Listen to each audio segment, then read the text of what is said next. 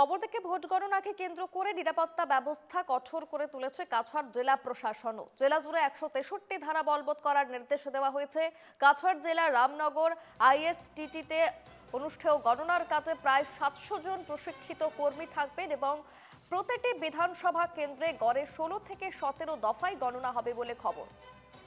তবে কাটাগড়া কেন্দ্রে প্রায় 21 দফা গণনা হওয়ার সম্ভাবনা রয়েছে। সকাল 8টা থেকেই কিন্তু পোস্টাল ব্যালট গণনা শুরু হবে এবং সকাল 8:30 থেকে ইভিএম এর গণনা শুরু হবে বলেই জানা যাচ্ছে। কার্যত কড়া নিরাপত্তার ব্যবস্থা করা হয়েছে এবং আমরা জানি একেবারে স্ট্রং রুমগুলিকে কেন্দ্র করে কিন্তু নিরাপত্তা ব্যবস্থা আঁটোসাঁটো ছিল এবং আগামীকাল একেবারে সবথেকে গুরুত্বপূর্ণ দিন, ফলাফল ঘোষণা হবে আর তার আগেই সকাল 8টা থেকে কিন্তু একেবারে গণনা কাজ শুরু হবে। এ বিষয়ে আরো বিস্তারিত জানবো, প্রতিনিধি পাপলু আমার সঙ্গে এই মুহূর্তে রয়েছে সরাসরি। পাপলু, একেবারে বিভিন্ন রাজ্যের বিভিন্ন কেন্দ্রের পাশাপাশি কিন্তু কাছাড় জেলা অত্যন্ত গুরুত্বপূর্ণ একটি কেন্দ্র এবং সেখানে ইতিমধ্যেই একেবারে 163 ধারা বলবৎ করারও নির্দেশ দেওয়া হয়েছে।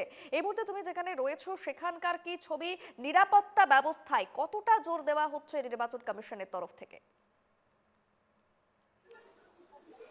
একদম সঠিক বলেছো প্রিয়াঙ্কা, কারণ তুমি যেমনটা বলছো যে নিরাপত্তা ব্যবস্থা থেকে প্রশাসনিক যে ব্যবস্থা গণনার সেটা একদম সুচারুরূপে সুষ্ঠুরূপে আমরা দেখতে পাচ্ছি। সাধারণ যে জেলা প্রশাসন রয়েছে এবং পুলিশ প্রশাসন তার থেকে ব্যবস্থা গ্রহণ করা হয়েছে।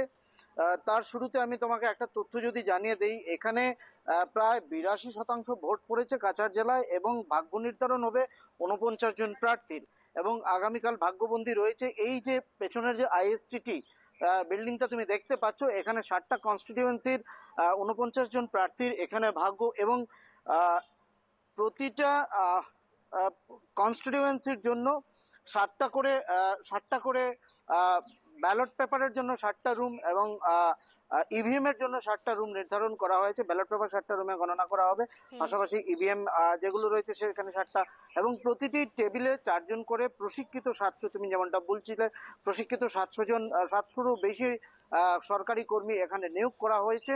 পাশাপাশি প্রায় আমরা একটা তথ্য যেটা জানতে পেরেছি যে প্রায় 3,500-এরও বেশি বিভিন্ন স্তরের বিভিন্ন ধরনের সরকারি কর্মচারী এখানে এই গণনা কার্যে সকাল থেকেই নিয়োগ করা হবে।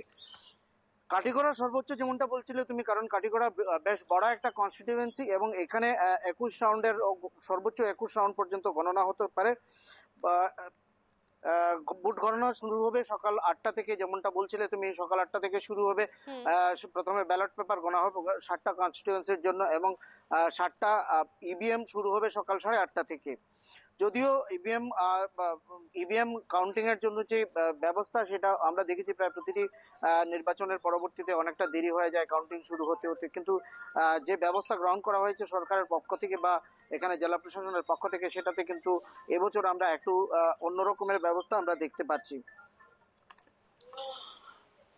প্রতিটি কোটায় আবার যে 14টি কোটা এখানে এখানে ব্যবস্থা করা হয়েছে, সেই 14টি কোটার জন্য প্রতিটি কোটার জন্য আলাদা করে রিটার্নিং অফিসার নিয়োগ করা হয়েছে এবং 7টা কনস্টিটিউয়েন্সির জন্য আলাদা করে অবজারভার নিয়োগ করা হয়েছে। আইএস সবচেয়ে বড় যে বিষয়টি নিরাপত্তা ব্যবস্থা তুমি যেমনটা বলছিলে, আমি তোমাকে একটা জিনিস দেখিয়ে দিতে চাই। এখানে ত্রিস্তরীয় নিরাপত্তা ব্যবস্থা গ্রহণ করা হয়েছে পুলিশের প্রশাসন এবং জেলা প্রশাসনের পক্ষ থেকে। ত্রিস্তরীয় ব্যবস্থা বলতে মূল যে সড়কটি রয়েছে সেই সড়ক থেকে অনেকটা দূরে প্রথম পুলিশের একটা কড়া প্রহরা ব্যবস্থা রয়েছে, তারপর সিআরপিএফ এর এই যে গেটটা তুমি দেখতে পাচ্ছ দ্বিতীয় ব্যবস্থা, এবং আইএসটিটির ভেতরে প্রবেশ করতে হলে এখানে কড়া সিআরপিএফ এর সুরক্ষা ব্যবস্থা ভেদ করে তারপর বিভিন্ন ধরনের নথি যাচাই করে তারপর যারা সুনির্দিষ্ট যারা প্রার্থী বা কর্মী যারা রয়েছেন তারাই কিন্তু এর ভেতরে প্রবেশ করতে পারবেন। এবং এখানে স্ট্রং রুমের সামনের বর্তমানে তুমি দেখতে পাচ্ছ এখানে সিআরপিএফ এর যে ব্যবস্থা সেই ব্যবস্থা, এখানে সিআরপিএফ এর ব্যবস্থাও রয়েছে এবং গতকাল আজকে সকালেও সরকারি যেসব কর্মচারী রিটার্নিং অফিসার বা জেলা প্রশাসক তারা এখানে